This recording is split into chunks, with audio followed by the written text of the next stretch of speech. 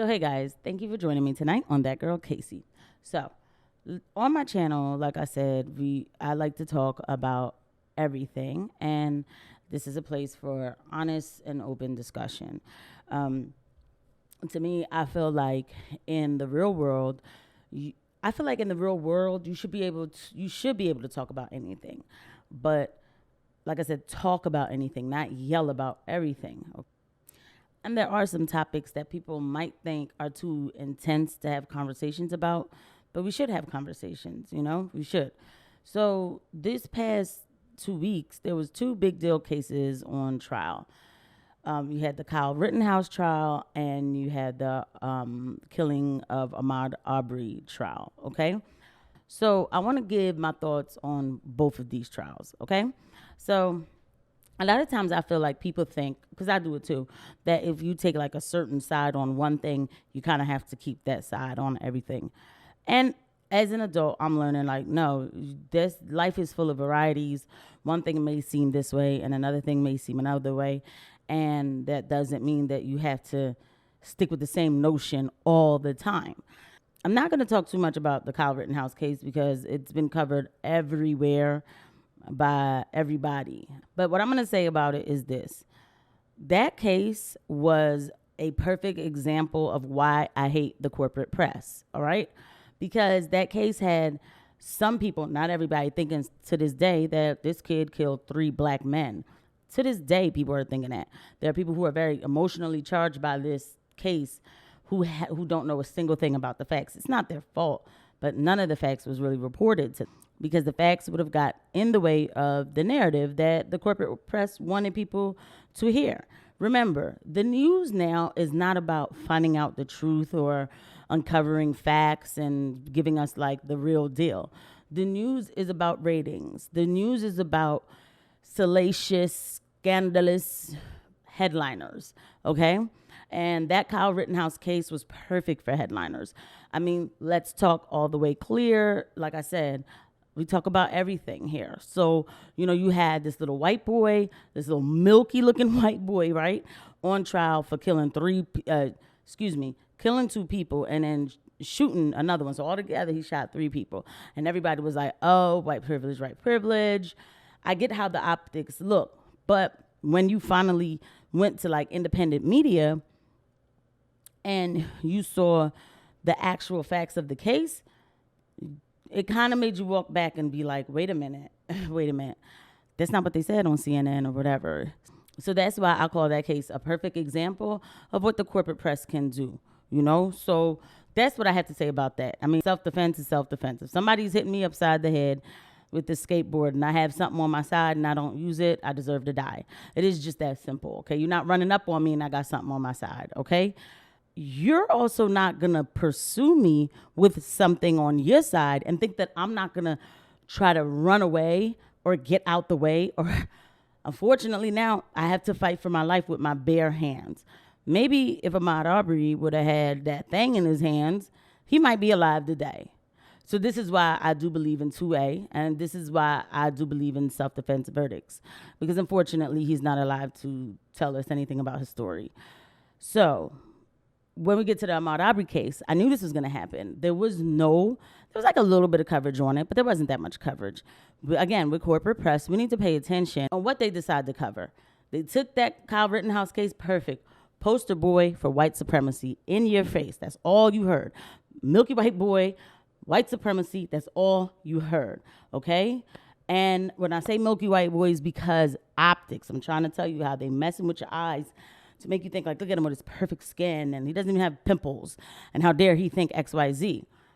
And they knew he was gonna get off. Anybody looking at the facts of the case, because yeah, these journalists, they're not stupid. They knew the facts of the case. But they just chose to go on the emotional route and they get people riled up. And they knew he would get off because anybody looking at the facts of the case would have told you like he shouldn't have been charged even in the first place, okay? But why didn't they give this much attention to the Ahmaud Arbery case? Because they knew those men were going to be found guilty of murder, and it would prove that the justice system can work. Now, I'm telling you how they're thinking. I'm not saying, oh, the justice system is perfect in all cases. I know people who are in jail for things that they didn't do. Doesn't matter the color too, by the way, but like I know racial disparities, yes, they are real. I'm talking about how the corporate press is thinking. If they would have gave the Ahmaud Arbery case that same type of attention, that same type of energy, people would have saw something good happen. Everybody would have unified in some sort of peace. Like, yes, these men should go to jail. You know what I'm saying? So the corporate press doesn't want peace. I told you they want salacious. They want headlines. Okay? But at the same time, while I'm coming at the corporate press, I have to come at certain independent YouTubers, who have their own media companies or whatever, who are reporting this case in without detail and like who are minimizing this case. Okay? Just because CNN and MSNBC decide to make everything about white supremacy down to the filibuster doesn't mean that the normie black person is doing that, okay? So my video was a little bit in the response to, I just watched Tim Pool's video about the Ahmaud Arbery case. And in his video, he's saying like, yeah, he shouldn't have been killed or whatever, but I don't think he was just jogging. And they said that they saw, that he might have been breaking into the houses, to that house or, to the construction site. And they said they had reasons and, you can, with citizens arrest. I mean, don't get me wrong, he shouldn't have been killed. And just for trespassing, you shouldn't be shot and killed. And that's why with citizens arrest, you have to be careful. But, he did attack them too. So this could have been a case of self-defense too. He's like, I'm saying that conservatives are already using this case as an example. Like, you see the justice system does work. He's saying, but I'm thinking that the verdicts might have been a little bit extra or they might have been a little too much. Now, I'm not saying this guy is a bad guy. He's probably, like, he may never see, I don't really care if he sees my video or not. These are my thoughts and this is my channel. But I'm not saying if this guy's a bad guy or not a bad guy, all right? He's entitled to his own opinions, okay? But he also does honestly say, I'm not going to lie, I didn't pay attention to this case as much because the Kyle Rittenhouse case was going on. That one was much more politically charged, so we paid way more attention to that one. So when they started building their case, they started to interview some of the police. Okay, so over 5 days of testimony, witnesses for the prosecution have explained using the defendant's own words from transcripts of police interviews and 911 calls, the extraordinary steps the three men took to protect their neighborhood from someone they considered an intruder. Okay? According to testimony, Greg McMichaels told authorities that when he saw a black man haul-assing down the street, he got his adult son, Travis, and the pair armed themselves and pursued Arbery. Okay? That's coming from the dad. All right? Okay. From transcripts from interviews and stuff from 911 calls and interviews, right? Glenn County Detective Parker Marcy, who had interviewed Greg McMichael.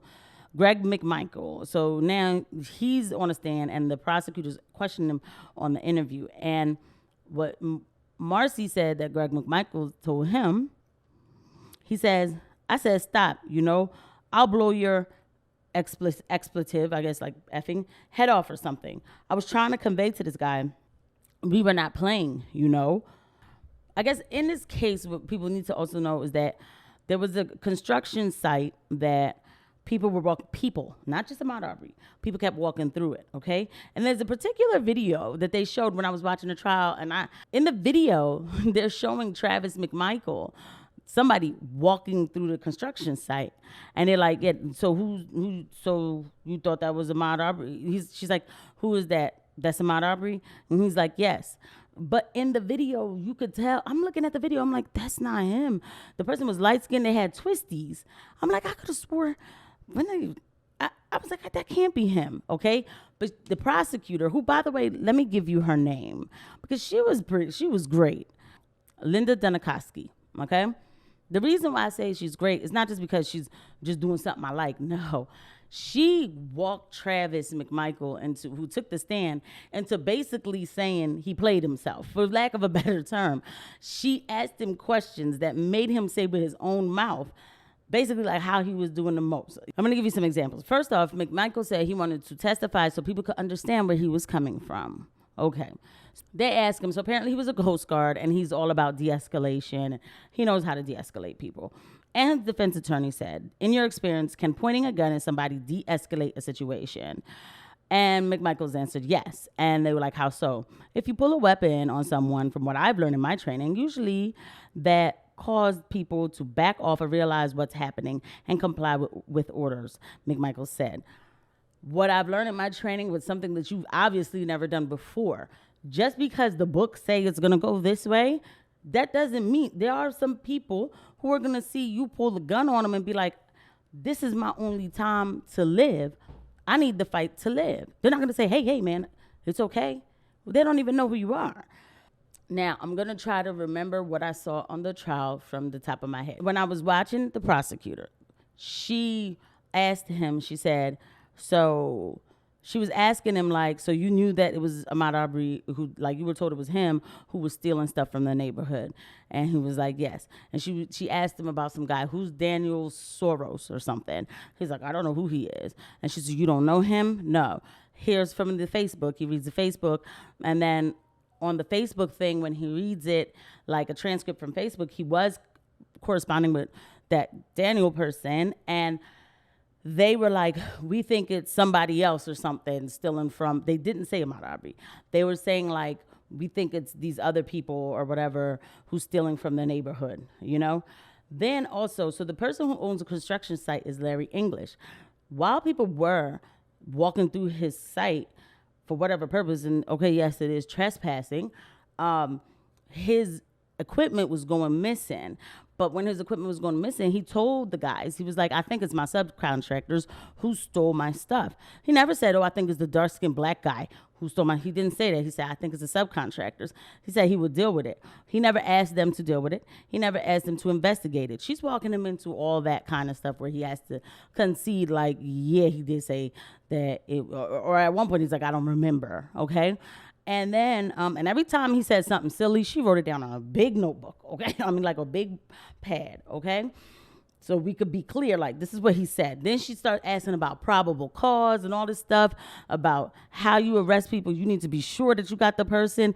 Yet they weren't even sure that he was the person. And he conceded that, too, on the stand. They really weren't sure. But then she asked him, are you a cop? Like, no, you're not. You're not a cop. So when she asked him, you pulled up on him, and he was like, yeah, I just said, like, I wanted to talk. She was like, did you startle him? He was like, no. She was like, you a mind reader?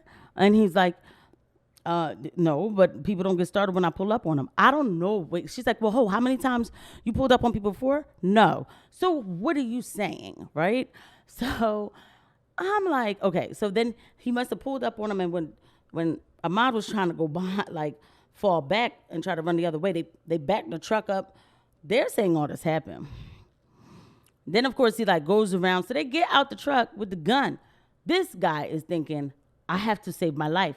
So at that point, they start tussling.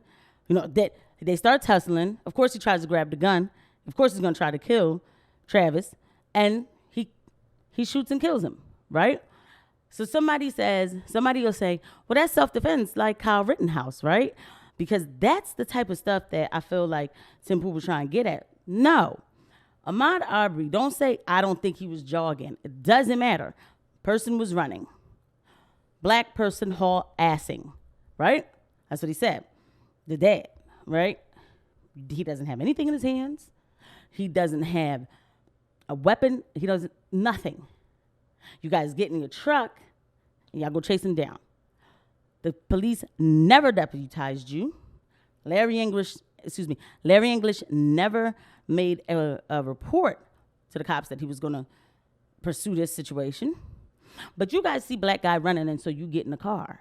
That's what they said. I'm not the one who said it, right? Get in the car, drive off on him, pull up on him. You pursue this situation, okay? Because if you had a problem with it, call the cops. Right? And he says that, I thought my dad called a cop, so we was waiting for them. Okay, then sit in your car and maybe follow him a little bit slowly. All of it you should not be doing. Y'all pull up on him. Y'all didn't say I just want to talk to you real nice, you know. The dad already said what he said. Because, by the way, the dad was very forthright, I'm sure, in the in my opinion, in the beginning, because the dad was cool with people in the police station. So he's telling them, like, yeah, I told him, like, yo, man, you better stop or else it is what it is. I read to you what he said verbatim. Okay? I know if it's me, I know my life is about to end. I have one chance. So I'm going to fight to live. Travis Michael Scott claims that he shot him in self-defense, but you pursued him to go shoot him in self-defense. You knew what you were getting ready to do. Okay?